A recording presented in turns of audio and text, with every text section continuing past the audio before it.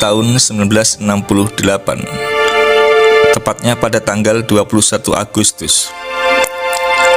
Sejenak perhatian dunia mengarah ke negeri kecil di Eropa Tengah, yakni Cekoslovakia,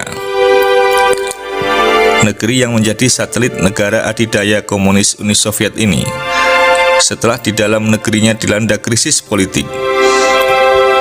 Kini dikejutkan akan invasi dari Tentara Merah Soviet dengan pasukan tanknya ke kota Prahara. Serbuan Tentara Merah Soviet itu untuk memadamkan pemberontakan rakyat Cekoslovakia atas pemerintahan diktator komunis.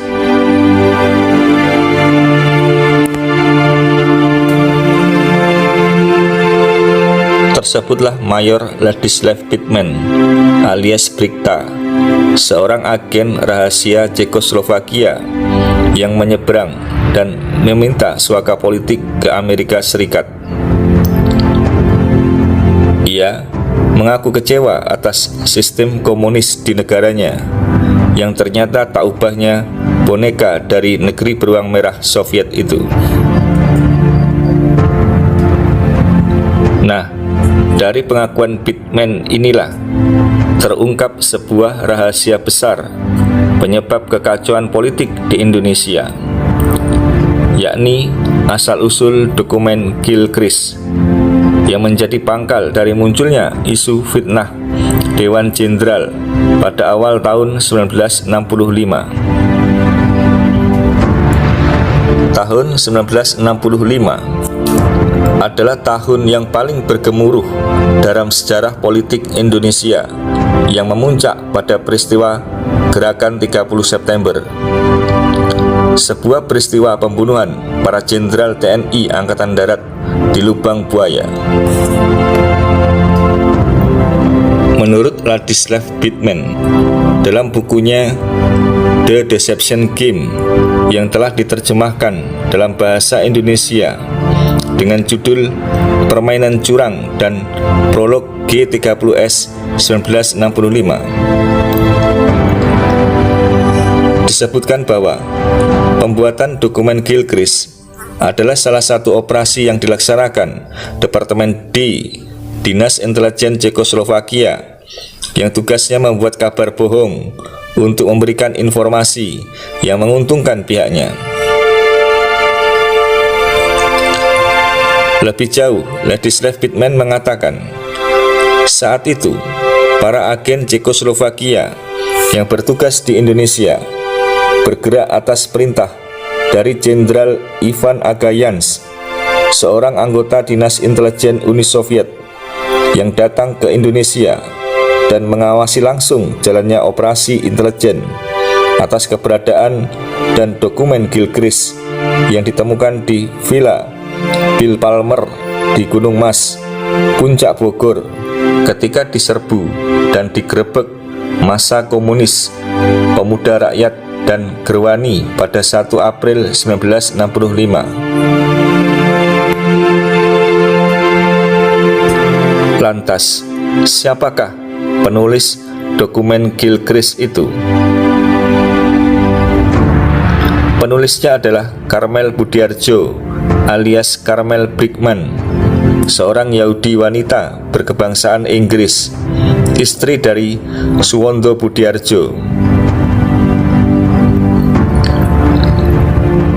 Sebagai sesama aktivis mahasiswa komunis, keduanya bertemu di Prahara, Cekoslovakia, kemudian menikah di sana tahun 1950.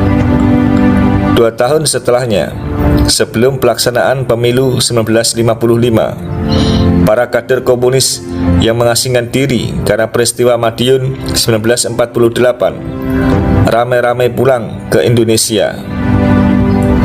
Di saat itulah Karmel pun ikut suaminya ke Indonesia dan aktif sebagai anggota PKI.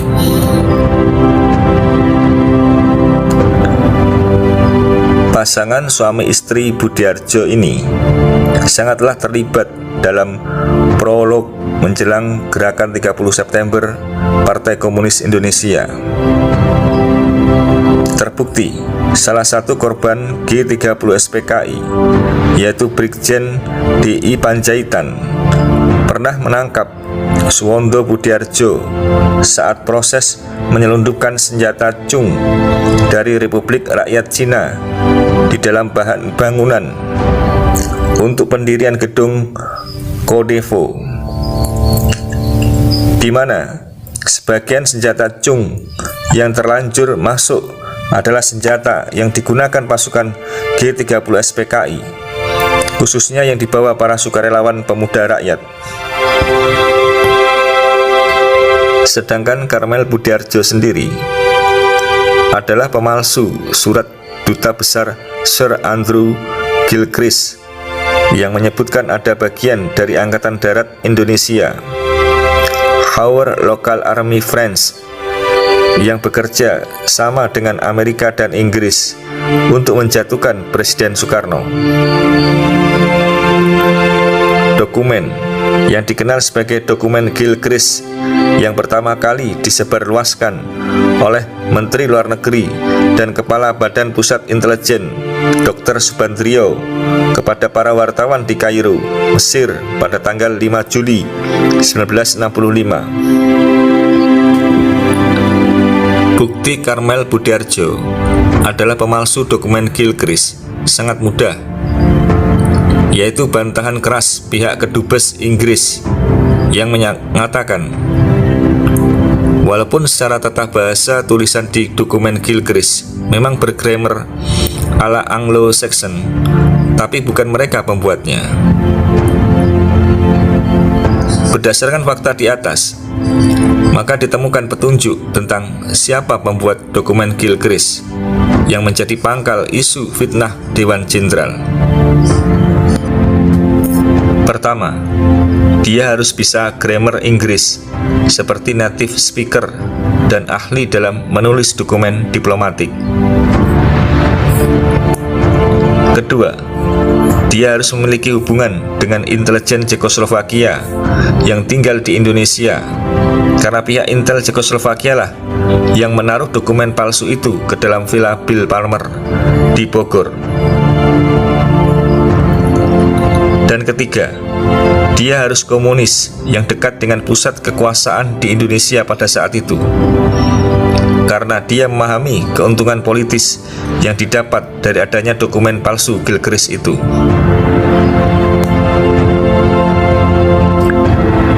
Dan pada periode tahun 1964-1965-an, hanya ada satu orang di Indonesia yang memenuhi semua syarat itu, yaitu Karmel Bittman Budiarjo.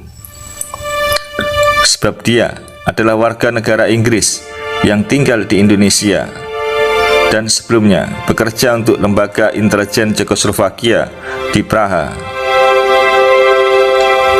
Selain itu, di Indonesia pekerjaannya sebagai penerjemah dokumen bahasa Inggris di lembaga kepresidenan dan kantor kesekretariatan Partai Komunis Indonesia.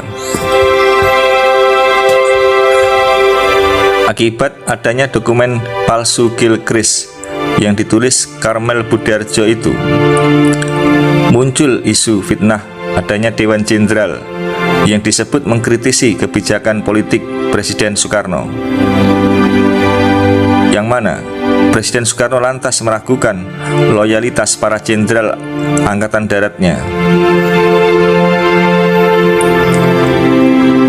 Dampak lain dari keberadaan dokumen palsu Gilchrist, Bill Palmer, seorang importir film-film Amerika, sahabat Presiden Soekarno yang sering mengirimi Soekarno dengan film-film dewasa itu, dituduh oleh Soekarno sebagai agen CIA, sehingga Palmer dipersona non gratakan atau diusir dari Indonesia.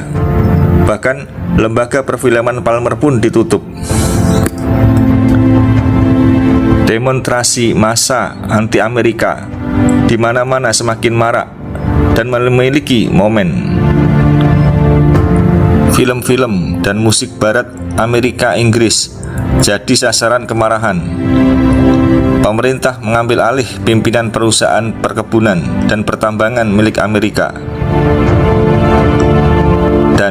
Pada malam 1 Oktober 1965, terjadilah sebuah peristiwa penculikan dan pembunuhan para jenderal TNI Angkatan Darat di Lubang Buaya oleh Gerakan 30 September Partai Komunis Indonesia. Sebuah peristiwa tragis nan memilukan yang kesemuanya berawal dari fitnah.